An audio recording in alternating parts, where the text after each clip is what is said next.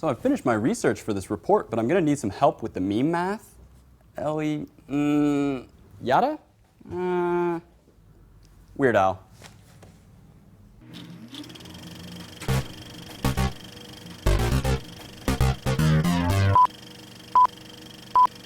If you've listened to pop music in the last 5 years, then it's more than likely you've heard autotune. Or put you in a mansion somewhere in Wisconsin.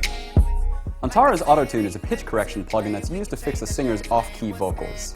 It was designed by a former Exxon engineer named Andy Hildebrand, who was using sound waves to locate oil reserves under the sea floor. Hildebrand realized that the same autocorrelation technique used to find oil could also be used to correct a singer's unruly notes. And in 1997, he released Autotune to the world as a software plugin for audio editing. At first, the software would be used sparingly to fix the occasional off-pitch sound. But in 1998, the producers of Cher's hit song Believe would be the first to use Autotune as an obvious vocal effect, producing a robotic, techno-y sound. The producers went to great lengths to hide their off-label use of Autotune, telling people that they had used a vocoder or a talkbox, devices that were much more common at the time. Soon, other music producers using the Antares software found that if they tweaked the plugin's settings just right, they could produce that sound we now distinctively know as Autotune. The story of Autotune would begin its most significant chapter in 2005, when Atlanta-based rapper-turned-sanger T-Pain began using Autotune for his vocals. But where previous use of Autotune was an occasional affair, T-Pain would use it on every single song.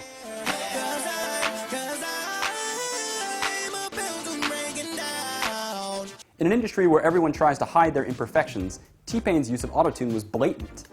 Everyone knew that T-Pain was being auto-tuned. But he was also a hit, and in the music industry, that's all that matters. Pretty soon, other pop stars like Lil Wayne, Rihanna, and Snoop Dogg began experimenting with Autotune, hoping to achieve that T-Pain effect. It had become a phenomenon, spawning entire albums filled with the Autotune sound. The explosive popularity of Autotune quickly Yo, Jamie, I'm gonna let you finish. But Kanye's album was the best Autotune album of all time. The explosive popularity of Autotune quickly drove it into the second stage of a fad meme, overexposure. The effect was so overused that it became a joke, especially on the internet. Autotune was everywhere. Time, The New Yorker, and NPR all ran stories about the software, often raising the question of whether or not using Autotune was dishonest. The word Autotune became a curse word on music boards, used to slander vocals in recordings that seemed too good to be true. Autotune had become the, obviously photoshopped of the audio world.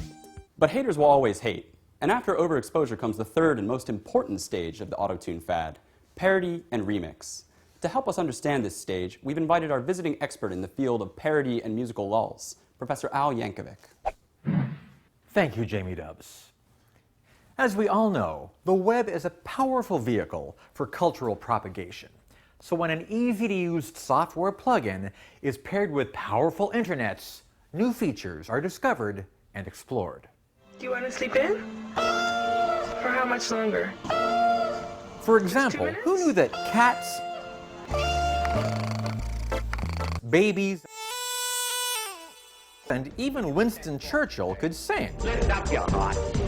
All will come right. By applying the musical plugin to completely unmusical things on the internet, a new feature of this software was revealed. Everything became instantly fun.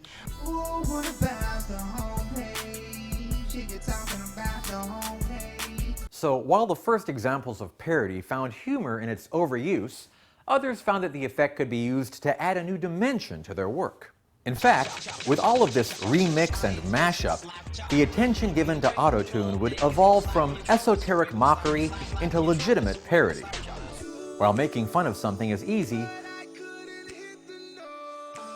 parody requires a study of both technique and form before creating its own recontextualization. You must first invent the universe. Not only was Autotune being embraced, it was being explored as a technique far beyond its intended use. Scientists now predict it won't be gone within 30 years.